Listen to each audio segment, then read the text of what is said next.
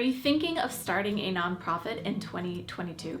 In this video, I'm going to share my top tips for those of you considering launching a nonprofit organization this year. Welcome back to my channel. My name is Amber Melanie Smith, and I am a nonprofit founder and executive director of the nonprofit that I started. And I love making these videos here on YouTube to help others with their social impact journeys, whether that's starting a nonprofit, leading fundraisers for your favorite cause, or what have you. I hope that you find this video helpful. I've got dozens more on these topics, so please go ahead and check out those other videos and subscribe to my channel for more content like this. Also be sure, of course, to check out my website, foundertofulltime.com, for some training opportunities for folks starting nonprofits and developing sustainable fundraising plans. Okay, let's get into our topic. For the past few years, I've done compilations of my best advice for that year for folks thinking of starting a nonprofit. Check out my other videos from 2020 and 2021 if you're interested in those as well. I base these videos, of course, on my own observations and experiences in the world, what I'm seeing out there, what I'm doing with my own organization, with the other nonprofits that I see in action out in my community and around the country and the world. But I also want to share that these tips and the advice I'm going to share with you are based on a lot of the insights and research from nonprofit experts and institutions who are specifically out there studying the nonprofit sector and the trends that are affecting it. And of course, if you have started a nonprofit, you're already into this process, share your experiences too. Share in the comments, what are you seeing out there? What trends and patterns are emerging where you are? Share that, help out the folks in our little changemaker community. Okay, let's go. Here are my 6 top pieces of advice for people starting a nonprofit organization in 2022. My first piece of advice would honestly be relevant in any recent year, but especially this year because things are just evolving at such a rapid pace. And this piece of advice is please teach yourself all of the technology that you possibly can. And if you just can't, if you just don't have it in you, please try to find one or ideally several people who are very, very tech savvy and who can really support your organization as it is getting off the ground. In 2022, a well-designed, mobile-friendly website and social media savvy on a variety of platforms is kind of the bare minimum for any business or organization. So if you're going to start a nonprofit, you may as well start off on the right foot with technology. This is especially important because as new donors and new generations of supporters are getting older and looking to get involved with causes that they care about, they're going to look for these causes to engage with them in the ways that they are already used to. Couple that with the fact that we're still dealing with elements of the COVID-19 pandemic. Technology use has been on the rise already over the past couple of years and is probably not going away anytime soon.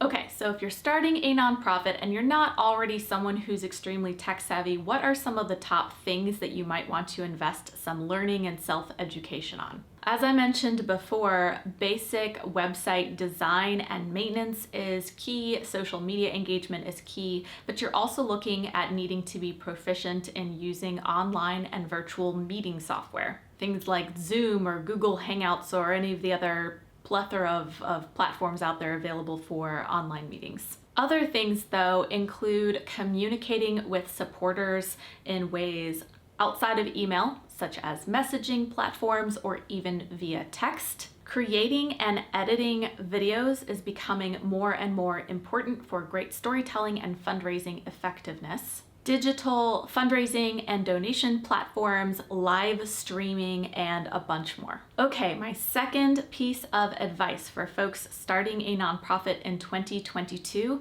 is to find intentional, meaningful ways to include those impacted by your mission in your mission. So I hear from lots of people who are thinking of starting a nonprofit, and perhaps they have come up with an idea for an organization or a mission, or perhaps have collaborated with some other people that they know in order to come up with the concept for the organization that they want to start. In some cases, these people have firsthand experience with the community issue or the problem that their nonprofit aims to tackle. But in many cases, they are just guessing at what the people impacted by the problem could be experiencing. But if you have personally not experienced some of these issues being tackled by nonprofits, or perhaps the nonprofit that you hope to start, perhaps issues like food insecurity or home or houselessness, or access to education, then it's really critical that you find an opportunity for the people who are directly impacted, who have the lived experiences of these things, to be involved in your organization at its beginning. So what does it look like to be inclusive of these people who might have the lived experiences with the issues that you're trying to tackle?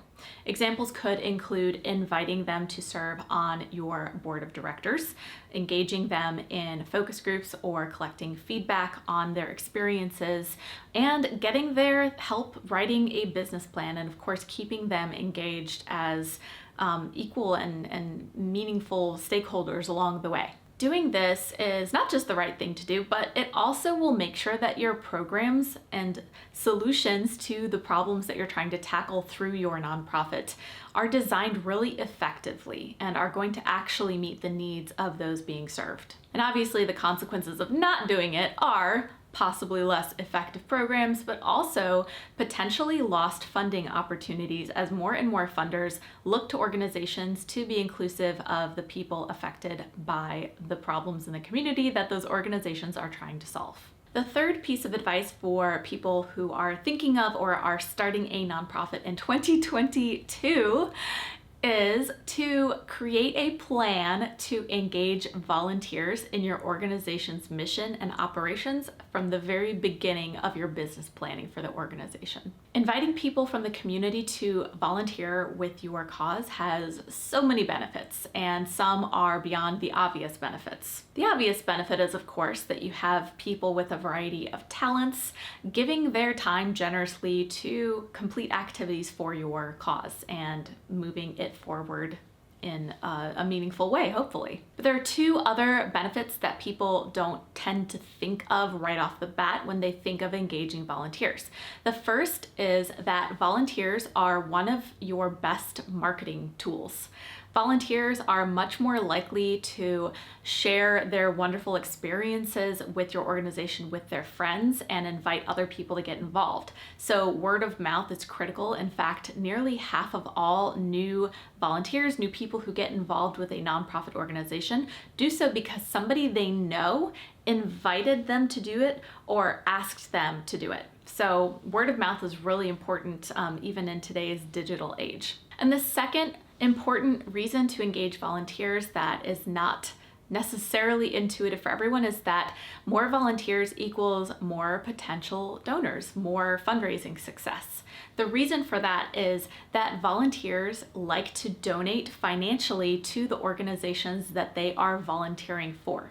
You might think this is counterintuitive. After all, they're already generously giving their time. Surely they wouldn't also want to generously give their money, but the opposite is in fact true.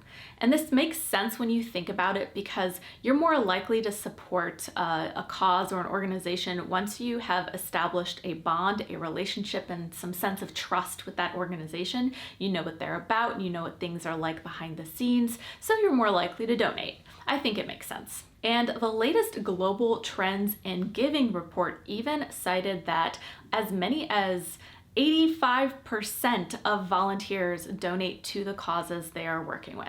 The fourth piece of advice I will offer up folks who are thinking of starting a nonprofit in 2022 is to become familiar with local, state, and federal government funding opportunities that might exist out there. In the United States, at least, 2020 and 2021 saw an increase in the available government funding opportunities available for nonprofit organizations. Now, quick disclaimer, we have no idea if this trend is going to continue many years into the future, so take this for what it's worth. And also, not all nonprofits are going to necessarily be a good fit for government funding opportunities. But I really think it's a smart idea for nonprofit leaders to know all of the potential funding opportunities out there, and to just research this one to keep your finger on the pulse, so to speak, on if opportunities arise that could be a good fit for you. And also note that government grants and government funding opportunities are often reserved for organizations that have a couple of years and a bit of experience under their belts already. But if you know about these opportunities early on when you're just getting started and can become good at some of the things you'll need to be good at in order to apply for and successfully get such a grant, then you can kind of start now to plan out your future if government funding could be a good fit for you. So what are some of the specific things you need to learn when understanding government grants? Well, we're talking about knowing how to evaluate the success of your nonprofit's programs. So understanding the difference between outputs and outcomes, knowing how to develop accurate program evaluation systems and feedback surveys and other mechanisms to collect data. And then of course, the big part of government grants is the financial component. You've really got to have some clean, tight accounting processes, so you got to know your nonprofit accounting stuff and be able to pass an audit with ease. The fifth piece of advice I will offer up is to learn how to showcase your organization's impacts really, really well through both data and storytelling. So the upcoming generations of donors, and I'm mostly talking about millennials and Generation Z, are less likely to view their financial contributions to nonprofits as gifts and more likely to view them as investments in an initiative for which they expect a social good return. That means, understandably, that they expect results. They are looking to see how the donations that they make are resulting in needs being met and problems being solved and the needle being moved on big social issues that they care about. So to cultivate these donors and grow your donor base as these generations become the primary donors of the future, you have to get really, really good at showcasing what impact directly you're having on people's lives and on the communities that you serve. I mentioned this in the previous piece of advice, but you want to get really good at program evaluation, and that means evaluating how effectively your nonprofit's programs are actually addressing the needs of the community, if they are meeting the mission like you think that it is. So it's the actual data that backs it up. And of course, you also want to get really good at storytelling, the art and science of telling good stories that inspire people and evoke emotion so that they will feel like giving. And then of course, the tools to share those stories, with video being probably the top tool that people are looking to now to consume those impact stories. And the sixth and final piece of advice that I will share for people thinking of or already starting a nonprofit for 2022 is this. Please, please, please, please, please take care of yourself throughout this process. I've met so many people who've unfortunately underestimated the time and resources and sometimes money that it can take to effectively start a nonprofit organization, and this leads them to early burnout and discouragement. It's important to stay enthusiastic and passionate while also managing your expectations. It can take at least a year and often multiple years for an organization's budget to grow to the point where it can afford to hire staff. So my best advice is to think about the here and now and to assess your personal needs, your schedule, your availability, and just ask yourself, how many hours per week can you meaningfully devote to the process of starting a nonprofit right now? A process that involves paperwork and filing and paying the filing fees and possibly talking to lawyers and developing a business plan and a marketing plan and a program evaluation system and feedback surveys and all of that good stuff. Is it 1 hour a week? Is it 5 hours a week, 10 hours a week, 20 hours, 40 hours a week? Whatever the number is, there's no wrong or right answer. Just be honest with yourself, and then plot out your time based on that, and be patient with the world and yourself throughout the process. This, in my opinion, is not it's not lowering the bar. It's not giving up. It is managing your time really effectively so that you can make progress in a focused way without burning yourself out early. It's something I wish I'd done, and so I wish it for you. So are you thinking of starting a nonprofit in 2022? Where are you in the process? I'd love to hear about it. Share in the comments below. And as I mentioned before, if you are starting a nonprofit or developing a fundraising plan, check out my website, foundertofulltime.com, for some trainings and resources. A couple of other things that I want to mention. I have a newsletter that I send out about monthly, sometimes more if there's some cool stuff going on, for nonprofit leaders and change makers. This includes opportunities. Sometimes I'll come across some cool funding opportunities coming up, or other things going on, or articles that will help you stay on top of the trends. If you're interested in receiving that, and of course you can opt out any time, the link to subscribe is in the description below. And finally, if you happen to be on Facebook, Meta, I now have a group called Change the World or Bust. We've got a couple thousand people in there from around the world. It's really kind of awesome, who are all interested in making a social impact. Sometimes that's starting a nonprofit or social enterprise organization, or just doing a single project to help other folks. Whatever the way you want to make an impact is, you are welcome in that group. So come on by, check it out, and I hope to see you there. That's all I have for today. I hope to see you next year. Happy New Year. Oh my gosh, I just said next year. No, it's 2022, too soon. All right, I hope to see you later. Bye.